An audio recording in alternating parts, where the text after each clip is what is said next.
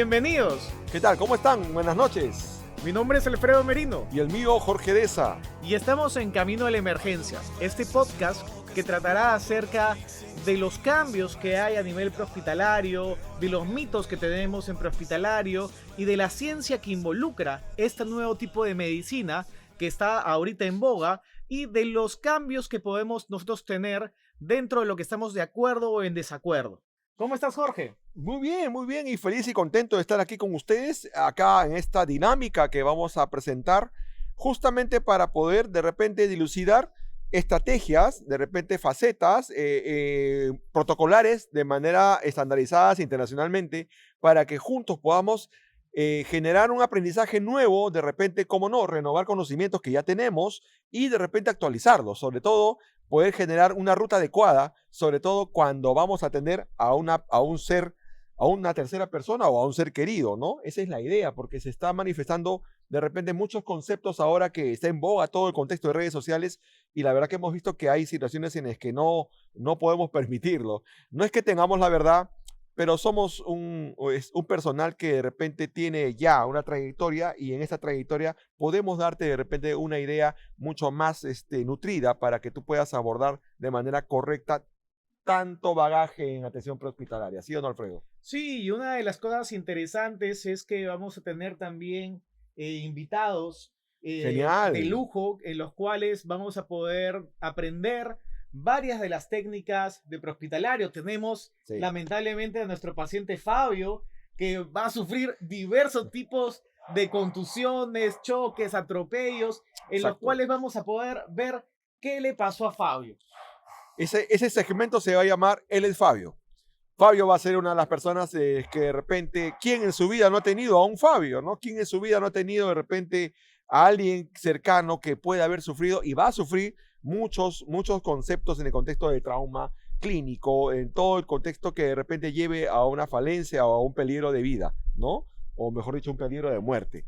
Así que estén atentos, próximamente vamos a sacar varios segmentos para poder determinar quizás la mejor estrategia de poder abordar a esta persona. Y para eso sería bueno de repente mencionar, Alfredo, quizás los puntos más cruciales en la atención prehospitalaria, ¿no? Muchos creen o muchos piensan que solamente usando la tabla y el cargar y llevar es toda la ciencia prehospitalaria, y la verdad que estamos muy distantes de eso. Exacto, Jorge. Una de las cosas y que a veces no le tomamos en cuenta es que la atención prehospitalaria empieza desde el llamado telefónico. Desde el despacho de la emergencia. Así es. Y, Despacho de emergencia. y eso a veces uno no le toma muy en serio. No piensa Sí. que uno espera la llamada de emergencia y espera todo para subirse a la ambulancia y recién empezar el manejo prehospitalario, cuando realmente existe todo un mundo detrás de, Sí. de esa situación. Sí, la verdad que sí, es una ciencia, es un mundo aparte. De hecho, debo de indicar que la ciencia prehospitalaria dista mucho de las clases de la medicina universitaria. Aquí en nuestro país, la medicina universitaria pues no está plagado de un concepto real de la atención prehospitalaria.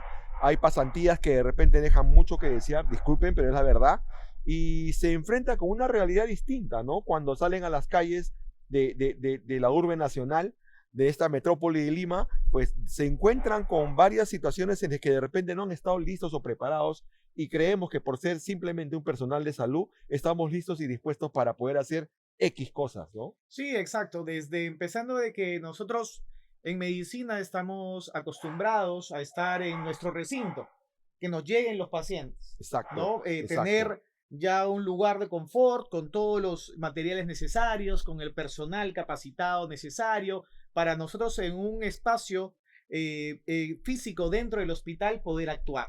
Sin embargo, la Exacto. medicina prehospitalaria es distinto. Nosotros vamos donde está el paciente. Muchas veces hay mucha diferencia entre lo que nos dice el despachador con lo que realmente encontramos con el paciente. Estamos en situaciones que potencialmente se pueden volver inseguras y tenemos que redireccionar nuestra forma de trabajo. Exacto. Entonces, realmente es un mundo distinto de la atención intrahospitalaria, y que sería muy interesante comentarlo desde ese punto educativo. ¿Cómo ha evolucionado un poco Exacto. esta medicina prehospitalaria en el Perú, Jorge? De manera interesante, de hecho, pues quizás el público dirá, ¿y quiénes son estos dos chistosos? ¿No? Bueno, mi nombre es Jorge Deza, soy paramédico profesional. De hecho, pertenezco a la segunda promoción de paramédicos de Alessandro Volta a nivel nacional. Soy pues de los que quizás en el primer momento, en las primeras instancias, el Estado peruano albergó. Tengo un título a nombre del Estado y quizás fuimos la primera piedra que pusimos acá en el contexto de atención prehospitalaria.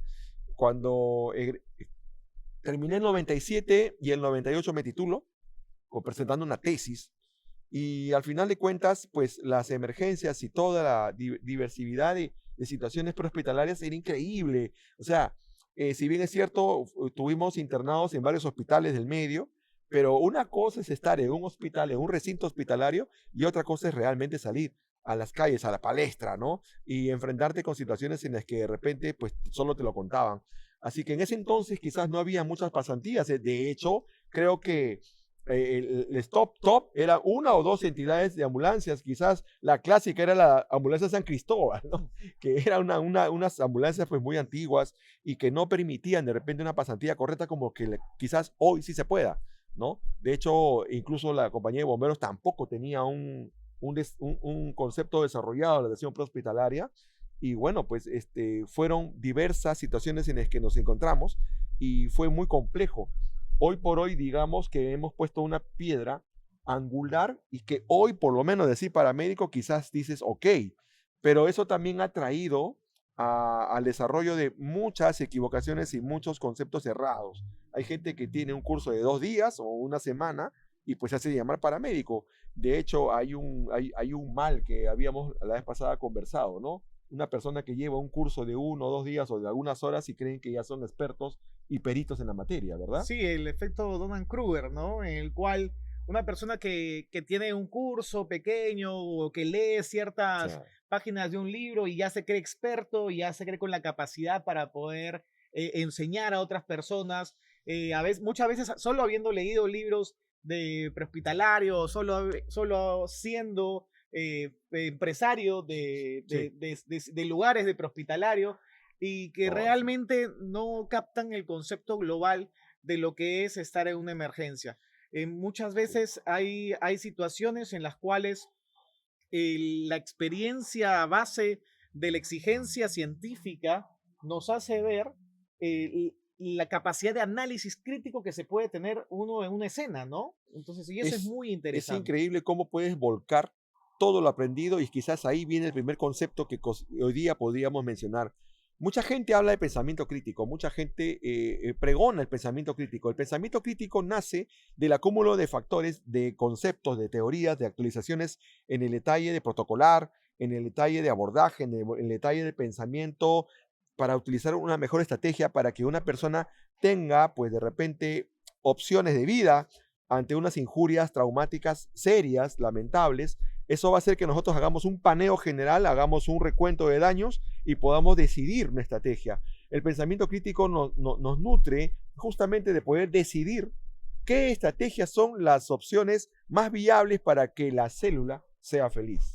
Así es, y justo hablamos de ese concepto de la célula, porque el prehospitalario, aunque durante muchos años se nos ha dado el título de taxis, Cargar y ¿no? llevar. De cargar y llevar, la medicina prehospitalaria tiene un fin muy interesante a nivel molecular, que todo lo que hacemos es para que la célula sea feliz. ¿Y qué significa que la célula sea feliz?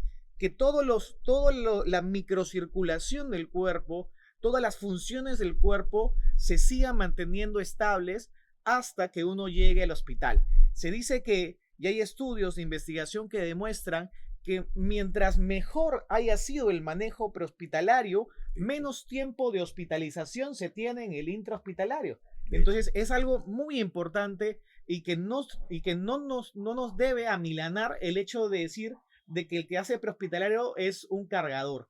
Muchas veces, y eso es lamentable porque ahora que han salido miles de dispositivos sí, de manejo sí, prehospitalario, las personas que se educan y las personas que salen a las emergencias piensan que por más dispositivos que lleve tu paciente al hospital, mejor lo has llevado. Cuando la ciencia sí. ya está demostrado que eso no es verdad. Es verdad. vamos a conversar, vamos a referirnos a ciertos detalles, justamente mencionando ese acúmulo de dispositivos que a final de cuentas, pues lo único que hace es que salgas lindo en la foto, pero no vas a generar realmente una estructura viable para que las células sean felices. Vamos a estructurar varios puntos y varios detalles. Yo quiero comenzar con esto, Alfredo. Eh, Ser proveedor prehospitalario, para no mencionar la palabra paramédico, ya, por si tú de repente por ahí te picas, no, que el paramédico no existe en el Perú y qué sé yo, vamos a usar la palabra proveedor. Un proveedor prehospitalario no es cargar una camilla llena de piedras. Un proveedor prehospitalario no es cruzar un río con una cuerda. Un proveedor prehospitalario no es surcar arenas, tierra, fango. Eso no es ser un proveedor prehospitalario. Ni siquiera se parece a la medicina táctica, que está lejos de eso. Un proveedor prehospitalario es una persona crucial que maneja de repente el primer abordaje y es lo que tú indicas. Genera la primera gasa o el primer concepto para atacar esa muerte que está acechando a esta persona, ¿no? Donde acecha obviamente el peligro celular que esta persona tiene. Y si hablamos de peligro celular, netamente es porque yo me refiero, si bien Alfredo menciona el contexto celular en un contexto metabólico, de microcirculación, yo le llamo la tóxica. Por lo general, una de las cosas que siempre prolifero es que tenemos que preocuparnos por la tóxica, y esa tóxica es la neurona. La neurona definitivamente requiere oxígeno y glucosa. Ella te dice, a mí solamente dame oxígeno y glucosa. Tú no me das oxígeno y glucosa, yo me muero. Así de simple, a rajatabla, me muero. No hay segunda opción, no hay que gluconeogénesis, que déjame pensar lo que vamos a ver. Nada, se muere. Por eso le digo tóxica. Definitivamente tenemos que pensar la mejor estrategia para que esto no suceda. Y a nivel celular, ¿no? Tenemos que ir detallando, y esto significa pues a nivel alveolar, a nivel circulatorio, a nivel cardiovascular, a nivel neurológico. Estamos hablando de mantener una presión negativa en el contexto torácico, estamos hablando de pues obviamente los órganos diana, y que todo esto pueda generar una reunión feliz donde todos ellos puedan subsistir y que el paciente llegue viable. Ojo, no es que el paciente llegue vivo, vivo llega cualquiera. La idea prehospitalaria es que el paciente llegue viable celularmente, Alfredo. Sí, y siguiendo esa secuencia, también el uso de dispositivos, por ejemplo, siempre se ve que el paciente viene por algún tipo de fractura en miembro inferior, pero siempre te llega con tu collarín. Por protocolo. Con tu collarín. O siempre te llega en tu tabla rígida. Sí. Y tú lo ves al paciente y lo ves que tiene más dificultad en tabla rígida que si lo hubieses llevado sentado, ¿no? Y vamos a empezar a hablar acerca de los cambios desde el punto de vista fisiológico, desde el punto de vista médico de mi parte y desde tu punto de vista técnico. Por eso hemos estado blanco y negro para ver las dos caras de esa moneda. Sí. Dentro del punto de vista técnico, de color sobre marrón. Que realmente estos tipos de dispositivos y este tipo de abordaje que hemos tenido y hemos leído durante muchos años es realmente lo mejor para el paciente. Muchas veces, por darle más dispositivos, por tener más cosas, a veces a quien le damos el mejor confort no es el paciente, sino el proveedor. Exacto. El proveedor se siente más seguro poniendo al paciente con diversos dispositivos, pero el paciente tú lo ves que está incómodo, que tiene dolor. Es un gravísimo error. Y ningún paciente tiene que tener dolor porque eso genera gran cantidad de elevación de catecolaminas y factores inflamatorios, aparte de todo el problema ya que le hizo el accidente.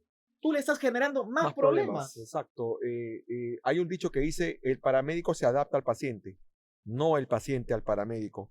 El paramédico se adapta al paciente.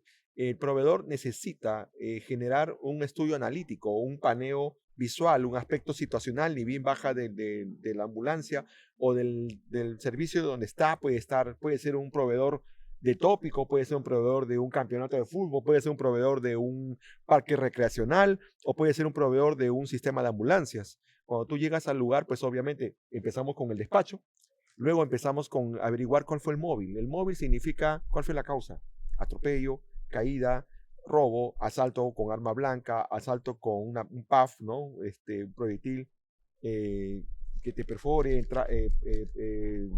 orificio de entrada y salida, qué sé yo. Puedes tener muchos conceptos ahí a la hora de que te generen el móvil. Tú en el trayecto hacia el camino vas designando roles y esto le corresponde obviamente a un líder. Y un líder, ojo, un líder no necesariamente significa que sea el médico. Si bien es cierto, por naturaleza el médico pues debería ser el científico que esté a cargo de todo el sistema, pero hay veces hay situaciones en las que de repente tú como médico, si tú me estás escuchando, amigo, y vas a una situación prehospitalaria y hay una persona debajo de un camión atropellado, a ver, sácalo. Si tú tienes la educación correcta, lo vas a hacer, pero la gran mayoría no la tiene. Entonces ahí se refieren a técnicas, justamente lo que decía Alfredo. Hay un concepto técnico en el que tenemos que abordar conjuntamente con el conocimiento científico médico, como para que cuando lo tengamos, para el poder generar el primer abordaje, ojo, lo tengamos, o sea, retirarlo, estricarlo, ¿no? Sacarlo del peligro para poder generar un abordaje adecuado. Es ahí donde entran a tallar una serie de conceptos para poder mantener eso que estamos pregonando tanto, la célula. No sé si te habían contado este cuento, no sé si te habían contado este concepto, pero es algo que de repente tú tienes que saber. La célula, y para estudiar la célula obviamente tienes que tener todo un concepto básico, de repente no anatomía nuclear, ¿no? Pero sí un concepto básico como para que tú determines el funcionamiento fisiológico de este. Así que una vez establecido la escena, en la escena tienes muchas lecturas, ¿no, Alfredo? Así Cinemática es. de trauma, ¿no? Tienes que ver el tipo de paciente, ¿no? Si grupo es etario. Grupo etario, si es un paciente pediátrico, si es mujer, Exacto. si es hombre, Geriátrico. si es geriátrico, en qué tipo de vehículo iba, en qué situación se encontró el accidente, las condiciones meteorológicas, el tiempo desde que se ha dado el accidente hasta que tú has llegado, si es que hay tipo de combustible o algo que afecte tu vida, cómo se va a colocar la ambulancia. Hace poco he visto en TikTok cómo una ambulancia, hermano país de Colombia. Así es, que terminó atropellada. Entonces la ambulancia también tiene que ser una forma de protección para los que están dando este servicio de atención. Entonces existen múltiples factores que no solo estamos hablando del manejo del paciente, sino de todo lo que hay detrás previo sin tocarlo al ver al paciente. Exacto. Y al actuar, que es cosa que va a variar en cada escena. Exacto. Cada escena es individual, cada paciente es individual. Por eso el tema del el pensamiento crítico genera un análisis de que esto no es una receta de cocina, no es lo que hemos visto el XABCDE, que en algunas situaciones, cuando hablemos un poquito acerca de la medicina en zonas agrestes, ya va a cambiar acerca del March, ¿no? Donde vamos a tener que tener otros tipos de manejo, porque es muy fácil hablar acerca de lugares de zonas urbanas donde tenemos todos los materiales o las ambulancias disponibles, a estar en zonas de montaña, en zonas rurales, donde la primera ambulancia está a 5 horas de trayecto. Entonces van a cambiar las cosas. Exacto. Los dispositivos están. Esas situaciones son muy, muy interesantes que vamos a querer hablar durante el transcurso de todos los podcasts. Este de acá es el programa piloto para nosotros generarles esa sensación de qué vendrá. ¿Cuál será el programa número 1? ¿No? ¿Con qué saldrán? ¿Y qué le pasará a Fabio? ¿No? Que poco a poco ya se van a ir enterando de quién es Fabio y qué le pasará a Fabio. Sí, Fabio va a ser prácticamente el protagonista de esta escena, de este escenario, y nos pone muy contentos porque al final de cuentas vamos a estar siempre predispuestos a salvar a Fabio, porque todo el mundo, incluido tú, siempre ha tenido un Fabio en su vida. De hecho, lo que estamos mencionando es manejo de escena, y lo que acaba de mencionar Alfredo referente al contexto de las calles viales es aseguramiento de escena. Asegurar la escena es primordial, pero tienes que saber una cosa. La escena es un documento vivo. La escena trasciende y cambia de instante, de cada momento, en segundos, cambia. O sea, decir escena segura y listo, no, es un gran error. Una escena nunca es segura hasta que estés en el habitáculo de tu ambulancia. Y eso va a depender ya del piloto, obviamente, que genere una ruta de escape con una velocidad crucero, con una velocidad determinada, para que pueda generar, obviamente, una estabilización viable celularmente a esta persona. Entonces, una vez asegurando la escena, podríamos decir que estamos cumpliendo ya con ciertos factores. Ojo, que todavía no hemos hablado de los 7 vectores, no estamos hablando todavía del contexto del desarrollo y de la precisión diagnóstica a simple vista, mecanismo de lesión o cinemática de trauma, que me va a poder a mí sugerir lesiones de advertencia antes de tocarlo. ¿no? Y esto es toda una ciencia escrita, toda una ciencia exacta, exacta en el sentido teórico, inexacta en el sentido de la evidencia, porque la medicina se basa en evidencias y cuando no existe evidencia, la medicina se basa en experiencias. Y ahí está el detalle. No se trata de salir de pronto y decir, yeah, vamos a la emergencia, sales con tu tabla, es una persona con una lesión torácica, netamente aislada, vamos a decir una motora simple, y tú estás dispuesto a ponerlo en la tabla, collarín, spider, le aseguras el mentón, la frente, el paciente está echado y tú tienes que saber que un paciente con una lesión aislada de tórax tiene que ir semifowler, por un contexto que científicamente te lo va a explicar Alfredo. Esta persona debe ir semifowler para poder generar una viabilidad alveolar respiratoria para que el oxígeno bañe a estos tejidos y a estas células de los órganos diana. Para ese contexto, yo no puedo permitir que esta persona vaya de cúbito supino, amarrado de una tabla, porque vamos a exigir o vamos a tenerlo como una deficiencia respiratoria y me va a llegar deprimido. Y si me llega deprimido oxigenatoriamente, hay una afección directa a nivel celular. Y bueno, Alfredo, coméntanos sobre eso. Y es algo que nosotros estamos ocasionando como proveedores de salud. Exacto. Obviamente que lo que tú dices tiene relación a lo que nosotros enseñamos, que es las zonas de West, ¿no? Que son las zonas que son mejor ventiladas y mejor perfundidas. Además, miren, una de las cosas por las cuales estamos haciendo este podcast y que creemos que es importante es porque hay mucha mala información en redes sobre qué debería ser un paramédico. Lamentablemente en redes se lanza como el paramédico es un superpoderoso, un Superman que puede poner vías en camino, que puede intubar a ciegas, que puede hacer mil y un cosas, cuando realmente la evidencia y la medicina basada en evidencia demuestra que no es así.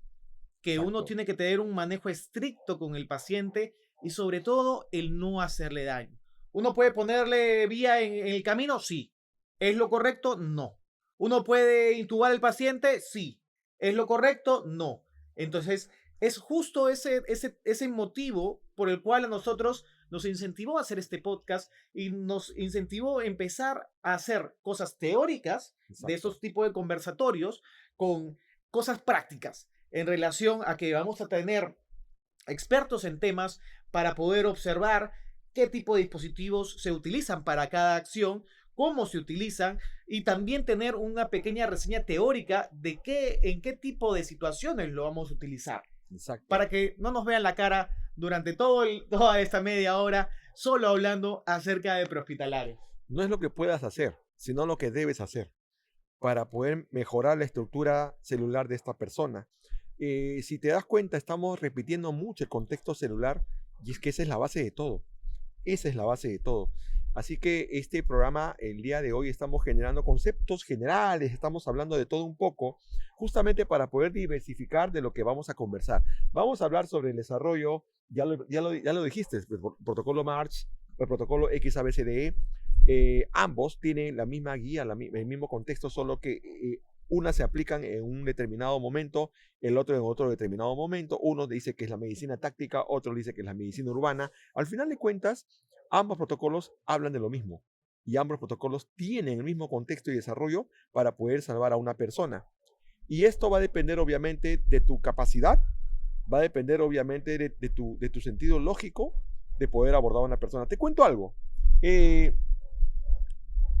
El año pasado, el 2022 para ser exacto, el Ministerio de Transporte y Comunicaciones lanza la información de que en el Perú existen 2.860 muertos por accidentes al año en accidentes vehiculares, ¿sí? 2.860, mira. La OMS indica que Perú no registra o no acepta el conteo de 30 días post-trauma. 30 días post-trauma significa que esos 2.860 personas son los muertos en el foco, son los muertos en el momento de la lesión, de la lesión primaria, del accidente. ¿Tú sabes cuánto se registra a nivel mundial en el contexto en Perú? ¿Cuándo se registró? Se registraron más de 20.000 muertos al año. 20.000 muertos al año. En realidad, la diferencia era aproximadamente de 19.000 personas, Alfredo. 19.000 personas que mueren en el trayecto del foco hacia el nosocomio. en el trayecto de shock trauma, en el trayecto de shock trauma al centro quirúrgico, en el trayecto del centro quirúrgico a la UCI y de la UCI al centro hospitalario. Gente que muere porque celularmente llegó mal, llegó en un contexto deprimido, llegó en un desarrollo donde simplemente la evolución iba a ser eso, la muerte. Situaciones críticas que son difíciles y más aún en un estado, en un sistema de salud que quizás ya ha demostrado el COVID que es precario en nuestro querido Perú. Imagínense ese detalle, 19.000 muertos por año y eso va en aumento. Estamos en 2024. Entonces, ¿de qué depende esa diferencia? Del primer abordaje.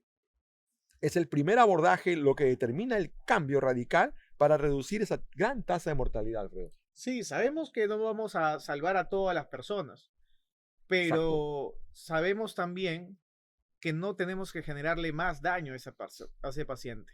La lesión primaria es una lesión que nosotros no lo vamos a poder curar, no la vamos a poder solucionar. Sucedió. Nosotros vamos a empezar a partir de las lesiones secundarias a evitar que esa lesión secundaria pueda generar una evolutiva al fallecimiento de las personas. En algún momento lo vamos a poder socorrer, en algún momento por la gravedad del asunto ese paciente va a fallecer. Sin embargo, la idea de esta conversación es que sea la menos cantidad de personas, porque esa persona puede ser un familiar nuestro, esa persona puede ser un padre, un hijo o la persona más importante para otra persona. Y ese es el granito de arena que nosotros queremos aportar aquí en este podcast Camino a la Emergencia. Bueno, Jorge, yo creo que la gente más o menos ya se dio cuenta de qué trata este podcast, de cómo lo vamos a llevar y espero que les guste las secciones que tenemos preparados para ellos. Tenemos varias sorpresas. Varias sorpresas, tenemos varios galácticos que van a venir, obviamente, para la mejora de la estructura, para la mejora del contexto, para mejorar y nutrirte y actualizarte en detalles de atención prehospitalaria. Y la prehospitalaria, si te das cuenta de lo que hemos conversado, no se trata de colocar, no sé, una tabla, no se trata de colocar un collarín cervical, que es importante de repente, pero sabes que esas destrezas lo aprendes en medio día. Esas destrezas lo aprendes en un par de horas, ¿ok? Bien entrenado, en un día completo sales experto. Eso no es la atención prehospitalaria. La atención prehospitalaria es un poquito más compleja. Sencilla, pero más compleja que esa. Si te das cuenta, no hemos mencionado nada de lo que es cargar de pacientes, que si bien es cierto, es un trabajo administrativo a la hora de la carga, a la hora de la ergonomía, pero esos son aleatorios que van a hacer que funcione mejor de repente el tratamiento. De lo que se trata aquí es en estabilizar un organismo, es en estabilizar un cuerpo, de acuerdo a la demanda que tenga, de acuerdo a la lesión que esa manifieste, de acuerdo a la injuria que haya tenido, clínica o traumática, tenemos que hacer un estudio basal de esta persona para poder generar y evitar esas lesiones secundarias, porque de las primarias tú no eres responsable. Muy bien, entonces están todos invitados para que no se pierdan estos podcasts y esperemos que el capítulo 1 les haya parecido muy interesante y que sigan las secuencias que vamos a tener nosotros tanto en las plataformas de YouTube como en Instagram y TikTok. Así es. Bueno, síganos en redes. De hecho, esto es Camino a la Emergencia y está preparado para ti. Y no necesariamente para los proveedores de salud. Para ti que simplemente quieres informarte un poco de lo que es la anatomía basal, de lo que es la medicina de primera respuesta. Y esto es para ti justamente para poder minimizar y disminuir a toda costa esa tasa de mortalidad creciente que viene azotando a nuestro querido país. Así que... Muy bien, mi nombre es Alfredo Merino. Y el mío Jorge Deza. Y esto fue Camino a la Emergencia. Saludos.